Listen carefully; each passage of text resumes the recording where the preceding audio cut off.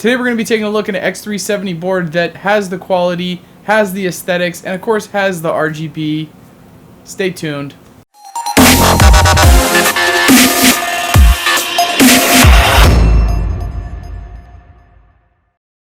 What is up, guys? Welcome back to another episode of JoesTech. As you can see behind me, we're looking at the AORUS X370 variant of the Gaming K5 motherboard from Gigabyte. So pretty excited to take a look at this. I was looking for a new X370 board for a couple upcoming projects. I was looking for something that wasn't going to break the bank, but of course still had a lot of the functionality and aesthetics of some of those upper tier X370 boards that we're seeing right now.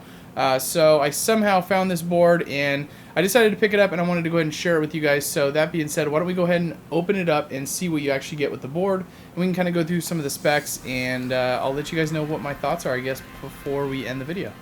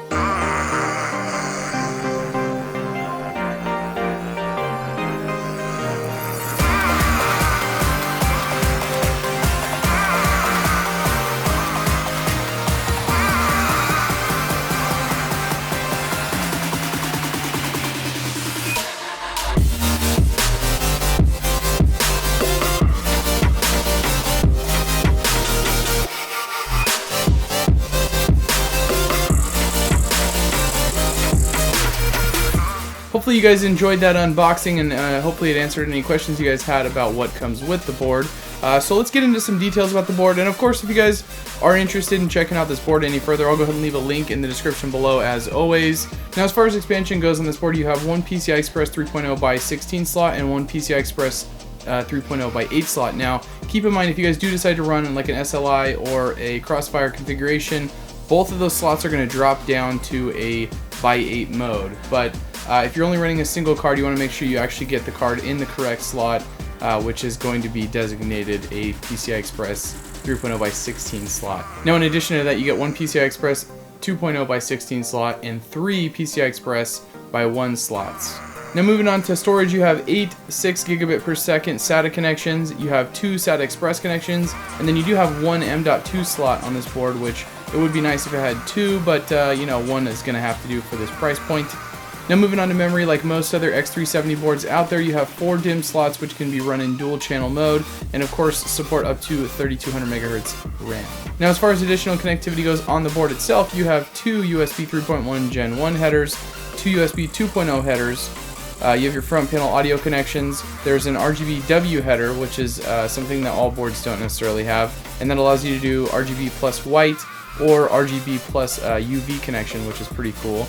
And you know, it's not something that you see all the time, but there's also a serial connection, obviously your TPM header. There's 3 system fan headers across the board, and then by the CPU itself, you actually have your CPU header as well as an AIO or fan pump header as well.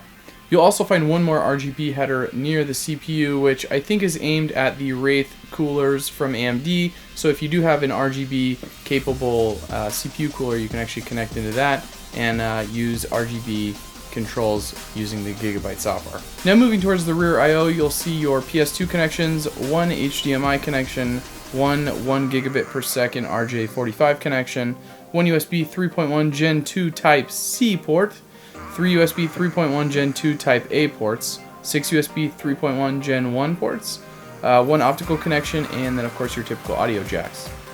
Just in case anyone had a question about it, this board is powered by your typical 24-pin power connector, and of course one 8-pin power connector for your CPU.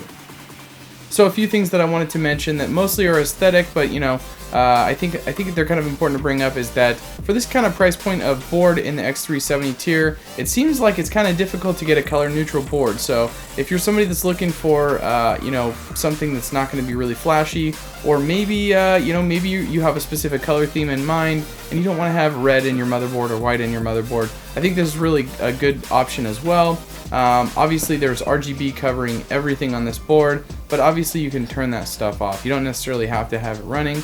on that note, I guess that's a good segue as well. It is kind of nice that they did integrate so many RGB LEDs, because if that's something you are interested in, you also have that option. So, you know, if you guys could see, I'll try to put a little picture of the board up, lit up, but obviously I haven't installed it yet. But you have RGBs between the RAM DIMMs, you have them surrounding the CPU, you have them underneath the PCIe slots, and then of course you have them over the sound logo as well, which is, it's pretty cool that they offered all that. Now, one of the other things that's kind of weird is they added this removable plate that is near the RAM as well, and it basically allows you to pop that little clear acrylic panel off and replace it with a customized one. So maybe you get one that has your name on it, or like, I don't know, some special design or something.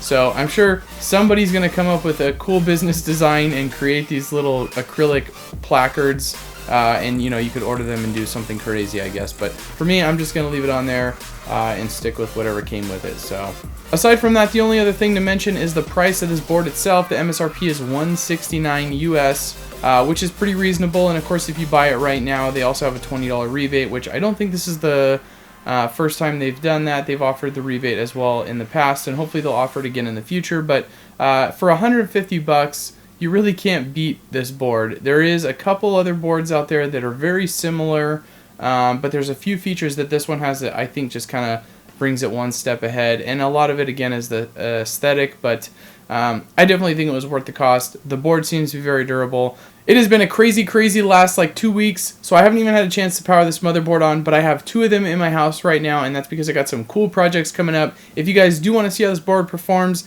please stand by. I've got a good project coming up in like the next week or two that we're going to be using this board with in Ryzen 7 1700 CPU, and of course if you guys want to see it with like a Ryzen 5 CPU, I can also do some testing with that. Let me know what you guys think in the comment section below. Of course, if you guys have any questions or if I forgot to answer something, feel free to leave that below as well. Do me a huge favor, if you guys are on Twitter and you're not following me already, go to twitter.com/thejoestech and give me a follow. I need some love. I've got like the most depressing Twitter following ever. It's depressing. It's depressing. But, you know, for those of you guys who do follow me, I appreciate it. So, until next time, guys, hope you guys enjoyed this video. This has been JoesTech. I'll see you in the next one.